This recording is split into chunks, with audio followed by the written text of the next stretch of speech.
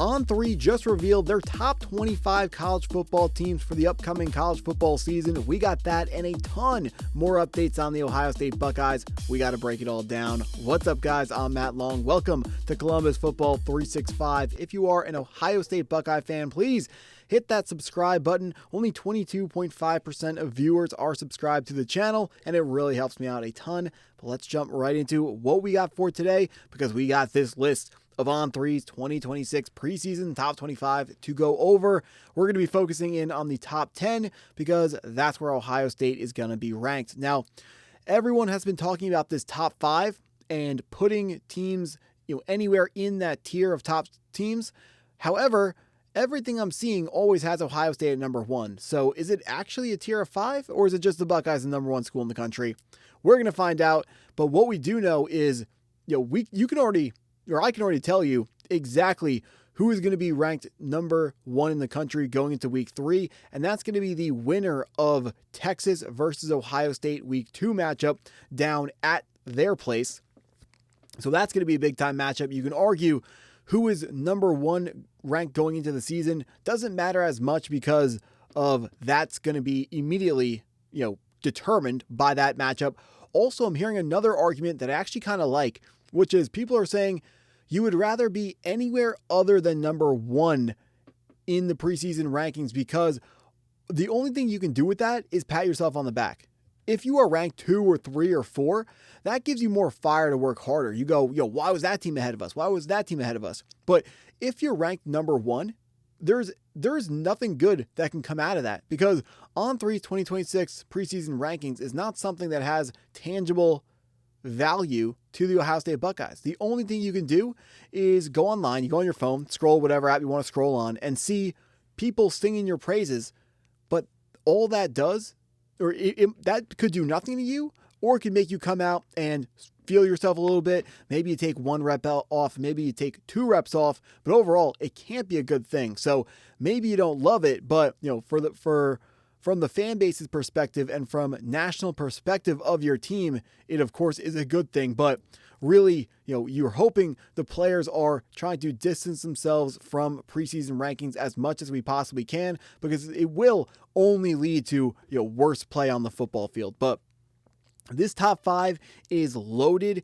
Really, we have no idea who is going to be the top school from those teams, but you have to imagine you feel pretty good about it being one of those 5 teams. I'm still waiting for someone to make an argument for Indiana to be number 1. I feel like that's an argument that I could be easily convinced of, but so far, I've been saying that for 2 months, and no one has stepped up to try to make that argument to me. So maybe people don't believe in Indiana again, which is probably foolish, because why do we not believe in Indiana? Do we not believe in them because they're bringing in a transfer quarterback? Well, last year they brought in a transfer quarterback. He won the Heisman and didn't lose a single football game. So how much has really changed with Indiana other than they had a good transfer portal class and got better talent-wise? Their coach is still amazing. So that scares me a little bit with the Indiana Hoosiers. Outside of that, Miami, the team that eliminated us last year, they're going to slot in at 7. You really can't put them lower, but also I refuse to put them higher. They're number 7 on every single ranking that I'm ever going to see. So we know where they're going to be. Then you get into that second tier of SEC schools with Oklahoma, Ole Miss, Texas A&M. I throw LSU in there, and the odds put Alabama in there. I personally wouldn't put Alabama in there until I see what the quarterback situation looks like for the first 4 weeks. But those SEC schools are going to be rounding out the top 11, and we're going to learn just how good those teams are when we get to week 8 of the college football season. But big game for Ohio State week 2. Got to take down the Texas Longhorns. Pretty, entertaining to look at the preseason rankings, though. Let's jump into some more updates here. Earl Little Jr. has been a transfer safety that has generated so much buzz this offseason, transferring from Florida State. And we can see here in an article written by Patrick Murphy for Bucknuts, Ohio State's Earl Little Jr. named to the 2026 Thorpe Award watch list. The Thorpe Award is the award given away to the best defensive back in all of college football, so this is a very prestigious award to even be placed on the watch list for. And then Murphy continues, the Buckeye safety is ready to make an impact in Columbus. Love to see that. Earl Little Jr. has gotten so much buzz, and we have very high expectations of our guy here. We can see he is a 6 foot, 198 pound safety, originally from Fort Lauderdale, but now he's taken his talents up north. As a transfer, he was ranked as a 4-star, 93 overall, ranked the 69th best transfer in the transfer portal and 6th best safety transfer in the transfer portal. You know Earl Little Jr. was a priority for Ryan Day and the Ohio State Buckeyes, as he was one of the first 5-ish, maybe even earlier than that, transfers to announce that they were going to be becoming Buckeyes last January. So a big time pickup here out of the portal for the Ohio State Buckeyes, and a pickup that is aged unbelievably well. Like not every day, but it feels like every other day, it's Earl Little Jr., Earl Little Jr., Earl Little Jr. This guy's a beast. Should be amazing for Matt Patricia. Maybe Patricia can pull a couple of the tricks that he used to pull with Caleb Downs with our new guy here in Earl Little Jr. Next, we have another award watch list, and this time Brandon Inniss is going to be getting involved, because people like to forget about Brandon Inniss because of the other wide receivers that are at Ohio State. Brandon Inniss has been named as a finalist for the Paul Hornung Award, which is given away to the most versatile player in all of college football, a player that is able to impact the game in a multitude of ways, meaning essentially either offense or defense and special teams as well. Inniss projects to be someone that can impact Ohio State in both the return game and as a wide receiver. What I find interesting is, out of all of the Big Ten players placed on this watch list, so many of them were linked to Ohio State during the transfer portal. Look at Coy Parrish being that safety from transferring from Minnesota over to Oregon this year. So sticking around in the Big Ten. He's a very versatile guy. This is a good list for Brandon Inniss to be on.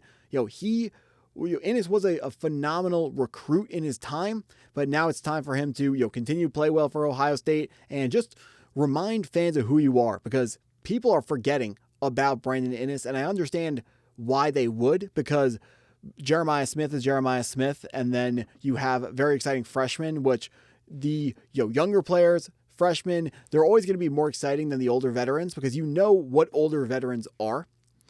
And you know that Brandon Inniss isn't, a top 5 draft pick, whereas you can look at Chris Henry Jr. or Brock Boyd and hope that one day maybe they are a top 5 draft pick, because we watched 3-star Marvin Harrison Jr. become a top 5 draft pick. So we know it's possible.